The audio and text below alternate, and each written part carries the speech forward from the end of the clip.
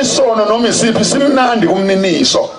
Kodwa manje abantu abazi ukuthi kukhona izono zonke ezimnandi, bathatha njengokuthi izono nje umuntu simnandi kuyena, kanti isono ngisho sokubulala, ngisho sokuntshontsha, ngisho sokuhlobonga zimnandi zonke izono. Nalamadoda amanye abona amanye amadoda ugamtilini ukuthi ungagibela kanjani ugamtilini, kodwa amadoda athi kumnandi ukunontela gamtilini.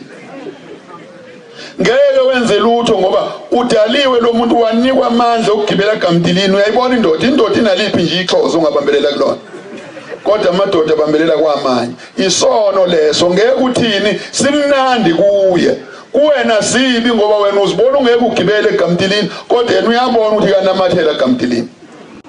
Ihlahla zonke ezihle, amaflower, zonke ihlahla, amabhejisi eqhakazile ezimnandi ezinhle, akaziboni yena, ubona kumnandi kunontela gamtilini.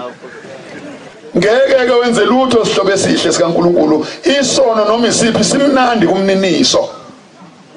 Wena ungakubuka ngathi kubi kuwena, kuyena kumnandi. Noma ungakhuluma kanjani, yena akakuboni kukubi, ubuka kuyena kuyisibusiso. Noma ngabe uyagula, ukugula lokhu ukuthi uma inkawu yodwa inontela lapha, kodwa indoda ibona inganontela ukugula. Uyabona uhlanya ungalibona licosha la izibi zonke, akathandi naye. Yena ukubona kulungile ecosha inqompi izogwa iphansi ebhema ngoba uyagula kulungile. Izifo nalezi ingane zikaThixo.